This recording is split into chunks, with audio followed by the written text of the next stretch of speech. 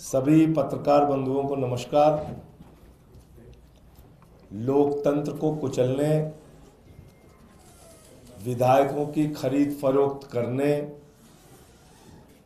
सरकारों को गिराने और तोड़ने की सबसे माहिर पार्टी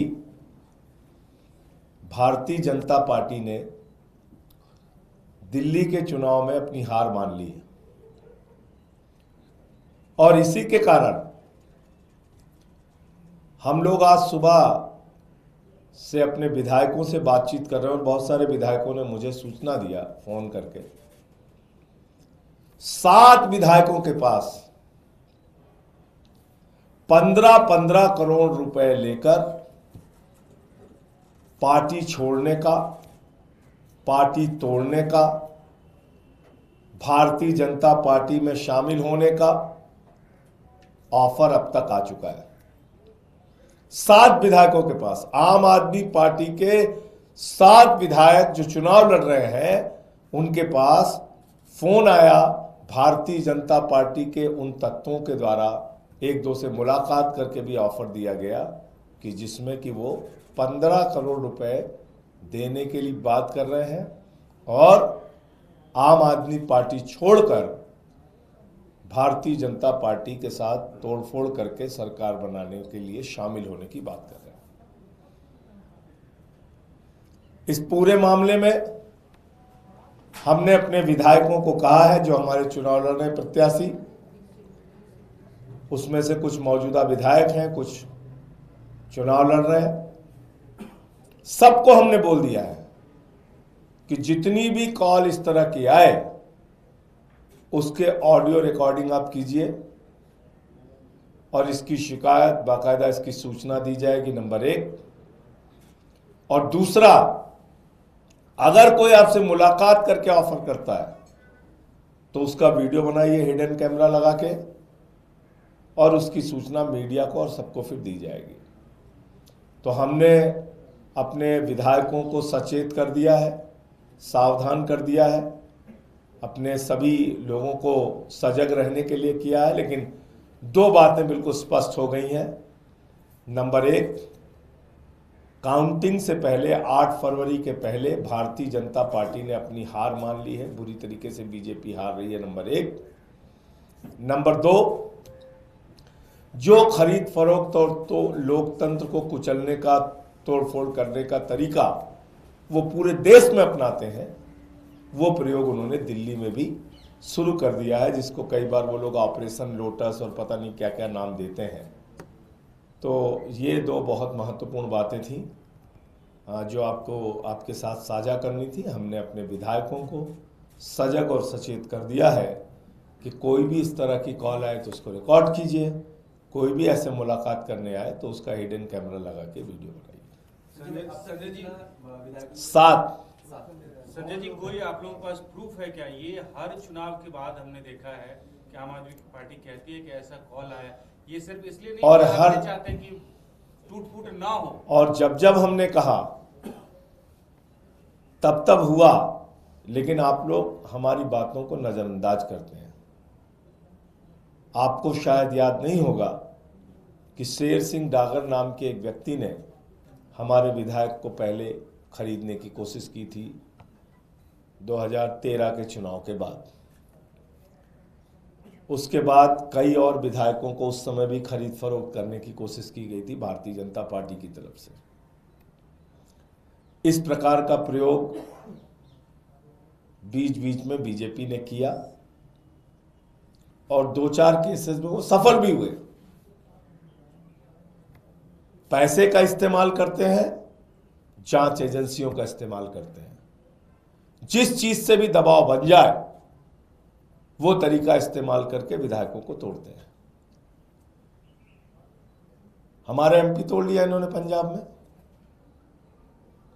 दिल्ली में हमारे मिनिस्टर 2 इन्होंने तोड़ा, सीमा पुरी का हमारा।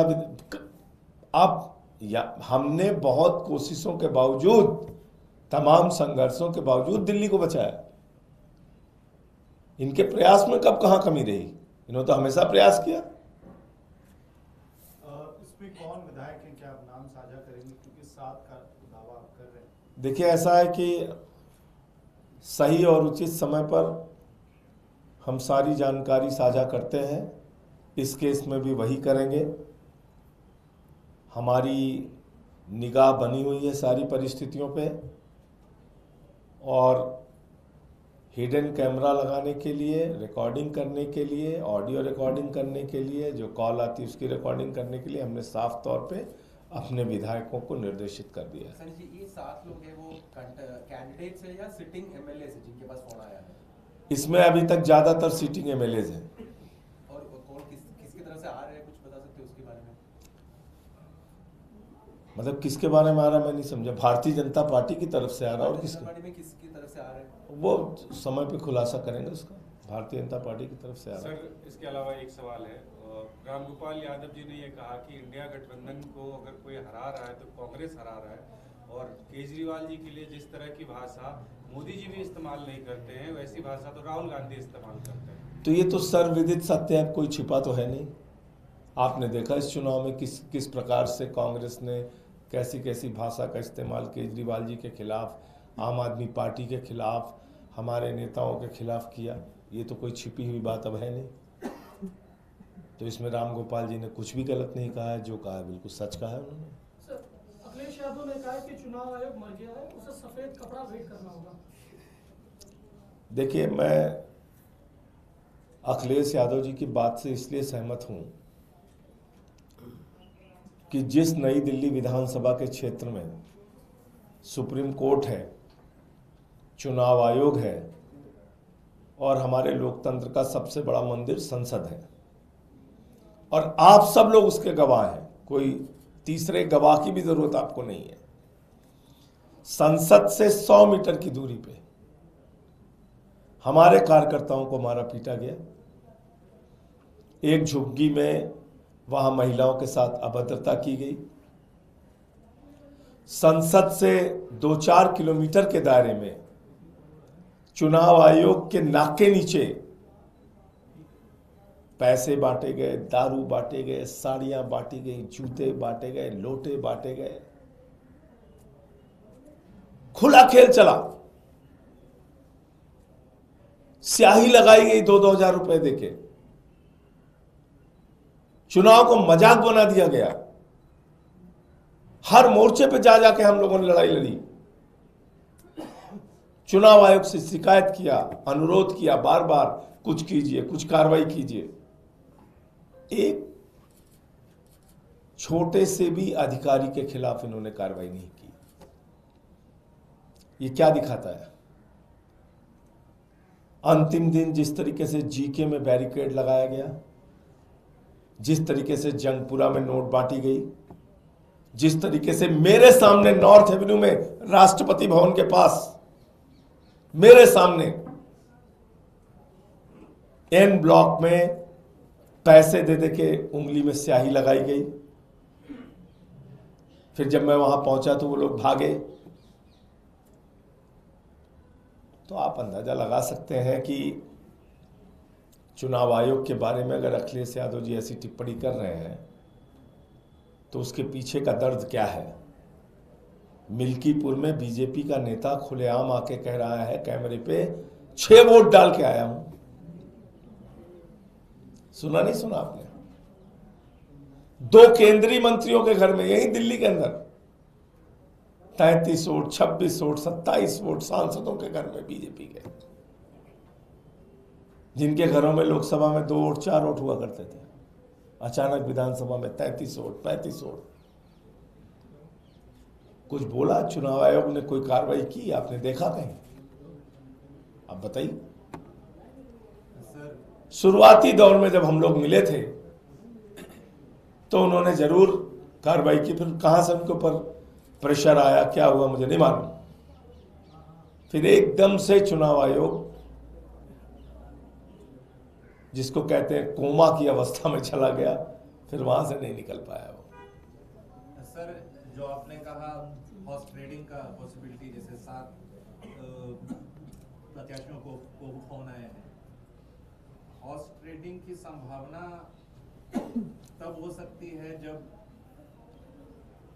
उनको अनुमान है या आपका अनुमान है कि दोनों पार्टी को लगभग सेम टाइप के सीट आ रहे हैं, तो व्हाट डू यू सी? हमारा अनुमान है, मैं बार बार कह रहा हूं, फिर दोहरा दे रहा हूं, प्रचंड बहुमत के साथ आम आदमी पार्टी की सरकार बनेगी।